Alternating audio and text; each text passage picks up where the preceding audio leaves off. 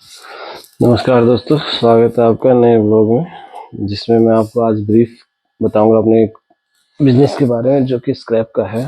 तो हम स्टार्ट करते हैं। सबसे पहले इसकी जो बेसिक नीड्स हैं कि आपको सबसे पहले एरिया सेलेक्ट करना पड़ेगा कि आपको कौन से एरिया में काम करना है। आप जिस भी एरिया को सेलेक्ट करें उसके 10 से 15 किलोमीटर तक के एरिया में काम कर सकते हैं और बहुत अच्छा रिटर्न भी पा सकते हैं। और जिस एरिया में आप काम कर रहे हैं उसमें सबसे पहले आप ये एनालाइज कीजिए, घूमिए फिरिए कि कितने वहाँ पे आसपास लोकल वेंडर हैं, उनके पास क्या रेट चल रही है, क्या क्या माल मिलता है और आप किस किस माल में आप काम कर सकते हैं। मैं फिलहाल ग्लास में करता हूँ और उसके बावजूद मेरा कुछ काम बढ़ जाता है जो कि मेरे लिए फायदेमंद ही है। अगर आपके पास लेबर सफिशियंट है और आपके पास टिकती है, मतलब होता क्या है लेबर का कि वो एक जगह टिक के काम नहीं करती। अगर आपके पास लेबर टिकती है तो आप मल्टीपल चीज़ों में काम कर सकते हैं स्क्रैप में। मैं बताऊंगा आपको स्क्रैप के ग्लास के लिए। मेरे पास जो एरिया है वो करीब 800 गज के आसपास का है। आप अकॉर्डिंग टू अपनी रिक्वायरमेंट आप एरिया देख सकते हैं, पर कम से कम मान के चलिए 500 से 600 गज का प्लॉट आपको चाहिएगा। और कोशिश कीजिए थोड़ा ऐसे एरिया पे लें जहाँ पे कॉलोनी से दूर हो, ताकि आपको कोई डिस्टर्बेंस ना हो, क्योंकि कॉलोनी वाले बहुत एतराज़ करते हैं कई बार सामान रखने के लिए, गंदगी तो होती है आपको पता है। तो उस चीज़ को देखिए। अब आपकी जो प्लाट की कॉस्टिंग आएगी करीब रेंट पे लेने की, वो आएगी 15 से 20 हज़ार। इसके अंदर अंदर आपका काम हो जाएगा। लेबर आपकी पड़ेगी 15 से 20 हज़ार की पर लेबर पे। तो आप मांगे चलिए अगर आपने 3 लेबर रखे तो 45 हज़ार रुपये वो हो गए। उसके अलावा आपका जैसे जो माल आप लेते हो तो कम से कम 2 से 2.5 लाख का माल आप लोगे। 2-2.5 लाख नहीं, 1 लाख से भी आप शुरू कर सकते हैं। तो वो जब घूमेगा तो आपका पैसे का रोटेशन बनेगा और आपका काम हो सकता है उसमें। 1 लाख वो मान के चलिए।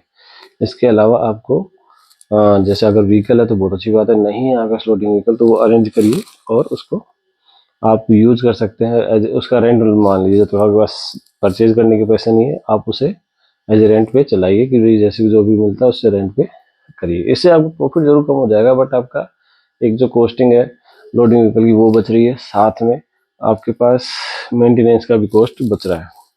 बस ये देखिए कि ऐसी जगह बात कीजिएगा कोई लोडिंग व्हीकल वाले से जो आपके लिए उस टाइम पे अवेलेबल हो, जिस टाइम पे आपको ज़रूरत है उस वक्त। बिकॉज अगर आपको माल आज भेजना, आज रेट मिल रही है और कल आप भेजोगे तो मतलब ही नहीं है ना उस चीज़ का। रेट मिलने पे बात होती है।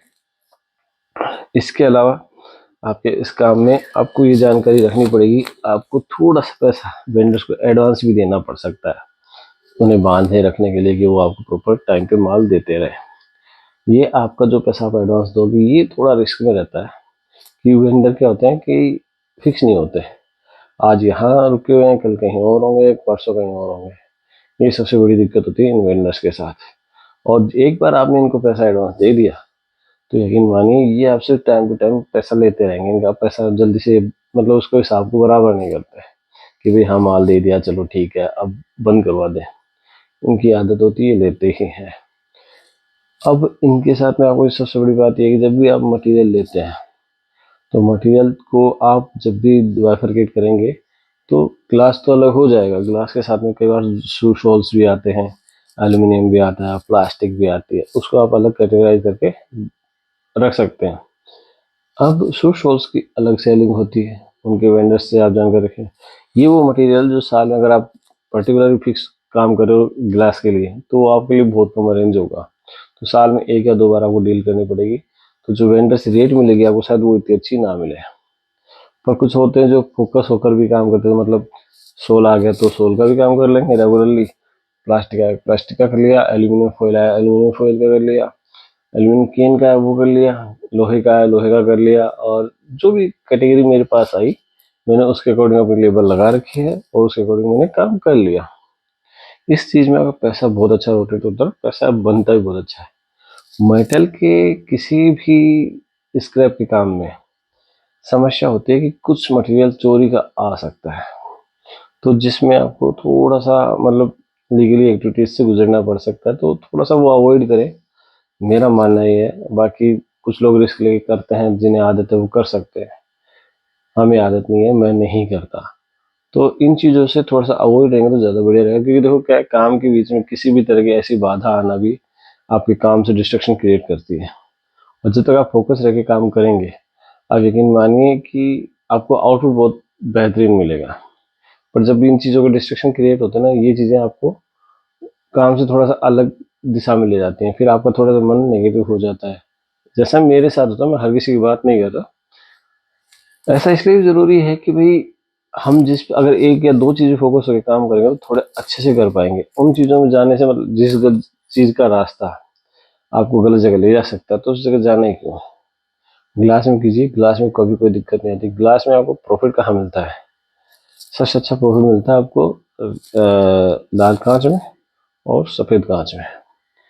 और अगर पैकेज मटेरियल ज़्यादा जाता है, जैसे आपके पास आसपास के वेंडर, डिपेंड करता है आप किस लोकेशन पे, उस लोकेशन के हिसाब से आपको कई बार ऐसा होता है कि आपके नियरेस्ट ऐसे वेंडर सप्लायर मिल जाते हैं कि आप मोस्ट ऑफ द कैटेगरी साबुत बेच सकते हो।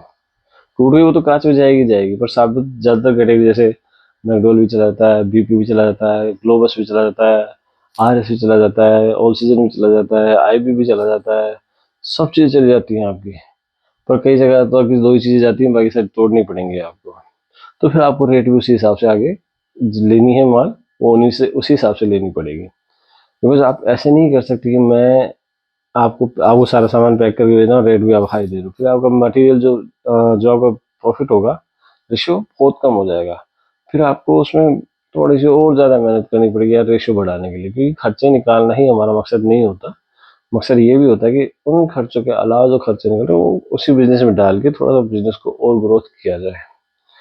अब इसमें आपके अदर एक्सपेंसेस, जैसे आपका बिजली का बिल भी ऐड होगा, और अगर आप धुलाई करते हो तो धुलाई के बाद आपको कॉस्टिंग तो अच्छी मिलती है, पर धुलाई के खर्चे हैं, जैसे लाइक टैंकर का खर्चा आ जाता है, और उसी के अकॉर्डिंग आपकी बिजली का खर्चा बढ़ जाता है। और इसी के अलावा जैसे आपके पैकिंग मटेरियल का भी खर्चा बढ़ जाता है। जैसे अब जब आपका कोई भी मटेरियल धुप के जाएगा तो वो नॉर्मल कट्टों में नहीं जाता है, वो जाता है आपका इनमें कार्टन्स में पैक होकर के। और उसकी लेबर भी लोडिंग करने के लिए बड़ी सावधानी से रखना होता है। डैमेज का भी उसमें रिपोर्ट बनता है। अगर आपने कहीं भेजा है, उसमें रिपोर्ट बन के आ गई कि भाई इतना माल टूटा हुआ था, तो यकीन मानिए आपको वो चीज़ को बेयर करना पड़ेगा, क्योंकि आप वेंडर वो चीज़ बेयर नहीं करता जिसको आप सप्लाई कर रहे हो, वो आपकी रिपोर्ट बना के दे देगा आपको। जो जिम्मेदारी है आपकी है, आपको ही देखना पड़ेगा कि फिर मैंने कितना माल डैमेज भेजा, कितना किस तरीके से भेजा। क्योंकि ये चीज़ें वन टाइम वेरिएबल होती है, टू टाइम वेरिएबल होती हैं, उसके बाद वेरिएबल नहीं होती हैं, क्योंकि या तो आपको लेबर को समझाना पड़ेगा, और लेबर नहीं समझती है तो दैट आपको ध्यान रखना पड़ेगा कि जब सामान रखा जा रहा है तब आप वहाँ पे अवेलेबल हों और सब चीज़ें ध्यान से देख सकें। उसके बाद ये भी रिस्क रहता है, जैसे आपने लोड करा दिया और ट्रांसपोर्टेशन में कोई दिक्कत हुई, मान लो ड्राइवर ऐसा है कि सारी गाड़ी नहीं चलाता या कुछ रूड है, तो वहाँ पे भी आपके माल में थोड़ी गड़बड़ी होती है। तो यकीन मानिए अगर आप 100% माल भेजते हैं तो 90% का पैसा आपको मिलता है, मेरा मानना ये है। तो वो 10% जो मार्जिन वो काट भी लेते हैं तो भी आपके पास इतना पैसा आता है।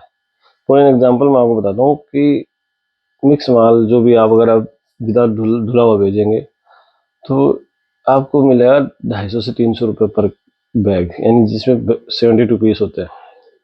वही धुल करके अगर जाता है तो आपकी कॉस्टिंग जो आपको मिलती है, रिटर्न मिलता है, आपको मिलता है 550 से 600 रुपये तक का। अब आप इसमें सोचिए, आप अप्रोक्स डबल पे आ गए। अगर हम इसमें खर्चा भी जोड़ें, चलो मान लेते 500 600 400 से 500 खर्चा जोड़ लो आपका। अगर 250 रुपये का खर्चा जोड़ते 100 रुपये खर्चे में सारा आ जाता है। 50 रुपये आपको हर कट्टे पे बच रहे हैं। और अगर आपने 50 कट्टे भेजे, 300 कट्टे भेजे, 50 तो बहुत कम हो जाते हैं, 300 से 500 कट्टों की गाड़ी लगती है। अगर 300 कट्टे भेजते हैं तो आपको कम से कम 15,000 रुपये सूखे सूखे बचते हैं, जिसमें आपका कोई नुकसान नहीं है। तो इस चीज़ के हिसाब से आप उस चीज़ को थोड़ा सा सोच सकते हैं। और भी इसमें बहुत सी चीज़ें लाइक आपके सोल्स का भी बिजनेस में, उसमें भी मैं आपको बता दूंगा। मैंने भी उस पर बहुत रिसर्च करी थी और सोचा भी है, बट मैं लेबर जिस दिन अरेंज होगी मैं ये काम स्टार्ट कर दूंगा। इसके अलावा आपको उसमें कुछ मटेरियल्स कांच के में ऐसे भी मिलते हैं जिनको आप रिफर्बिश करके बेच सकते हैं। जो मैं खुद करता हूँ, और ये फ़ायदा मेरे को बहुत अच्छा देता है। इसी चीज़ के दौरान जो भी काम होता है, लाइक रिफर्बिश का भी जो आइटम का आता है, उसकी मैं आपको प्रोसेस बताऊंगा, जिसमें आप क्या क्या कर सकते हैं, वो आपको अगले ब्लॉग में बताऊंगा। तब तक के लिए आप मेरा चैनल लाइक करें, सब्सक्राइब करें, और आप लोगों के सपोर्ट के लिए धन्यवाद जो इंस्टाग्राम पे मुझे मिल रहा है मेरे दूसरे चैनल पे। मैं जल्द ही आप लोगों के साथ फिर से कनेक्ट होऊंगा। धन्यवाद। राधे राधे।